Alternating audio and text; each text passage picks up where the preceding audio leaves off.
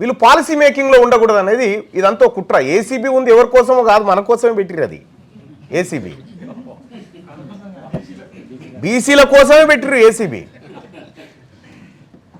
ఇక్కడ నేను చెప్తున్నటువంటి అంశాన్ని మీరు ఒకటి గమనించండి. ఏసీబీ కేసులు మన మీద అయితే నేను చెంచల్ కూడా జైల్లో 100 రోజులు ఉన్నా కదా, అలా పోతే కలుపుతారు. నాకు అది ఏం పేరు అంటే రాములు సార్ నా పేరు అంటాడు. ఏం చేస్తామంటే నేను డిటిఓ అంటాడు. ఒక ఆయన వచ్చేమో నేను కమర్షియల్ ట్యాక్స్ ఆఫీసర్ను ఉంటాడు. ఏంది ఎట్ని సార్ మేము బాగా బేదోళం సార్, చదువుకొని వచ్చిన రేపు ఎల్లుండో ప్రమోషన్ ఉండే సార్ అని చెప్పి చెప్తా ఉండే. ఇట్లా ఇది ఒక వైపు జరుగుతూనే రెండో వైపు ఇప్పుడు ఈడబ్ల్యూఎస్ కోటా కింద కొన్ని వేల ఉద్యోగాలు భర్తీ అయిపోయినాయి. కొన్ని వేల ఉద్యోగాలు భర్తీ అయిపోయిన తర్వాత ఇప్పుడు టీచర్లలో అనేక మంది జ్వరబడ్డరు వచ్చి.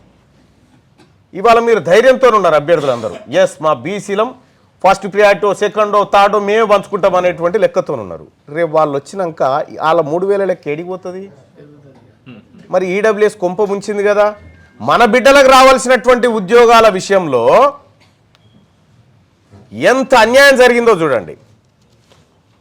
వేగంగా ఉద్యోగాలు భర్తీ చేస్తున్నాం, వేగంగా కాదు, వేగంగా మా పిల్లలకి ఈడబ్ల్యూఎస్ అమలు చేస్తున్నాము. వేగంగా మా పిల్లలకు ఈడబ్ల్యూఎస్ అమలు చేసి భర్తీ చేసి పెడుతున్నాము.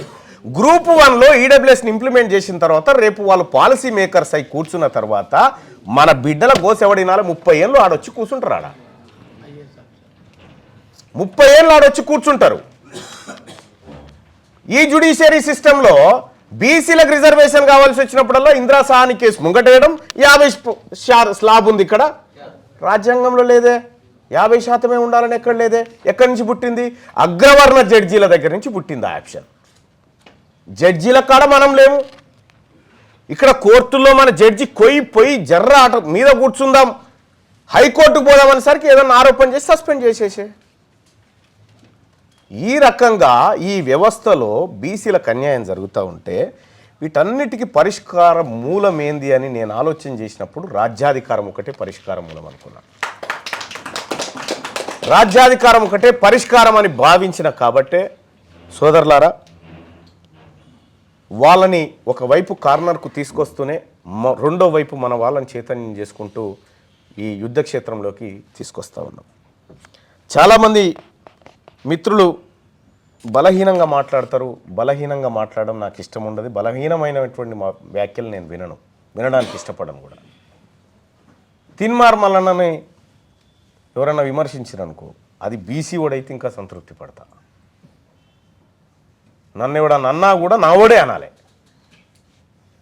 నన్నెవడన్నా అన్నా కూడా నా ఓడే అనాలి. నాతో యుద్ధం ఇవ్వడం చేసినా నా ఓడే చేయాలి. సోదరుడు చెప్పిండు, ఇద్దరం బీసీలం పోటీ పడితే పైసలు అయిపోతాయి అంటే పైసలు మనోళ్ళకే పోతాయి కదా. యుద్ధం చేయి నువ్వు ఫస్ట్. కాంప్రమైజ్ పాలిటిక్స్ ఏంది? తీన్మార్ మల్లన్న కాంప్రమైజ్ అయితే ఇట్లుండడు బాయ్ సాబ్, గుర్తుపెట్టుకోరు. తీన్మార్ మల్లన్న కాంప్రమైజ్ అయితే మీకు ఎవరికి కూడా అందను. నేను కాంప్రమైజ్ కాదు.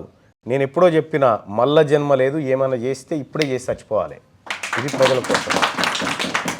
చచ్చిపోయిన తర్వాత కూడా ప్రజల్లో బతుకుండాలంటే కార్యక్రమం చేయాలి.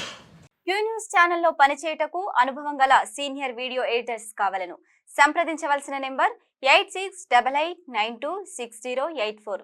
qnewsads@gmail.com ను సంప్రదించండి. లైక్ చేయండి.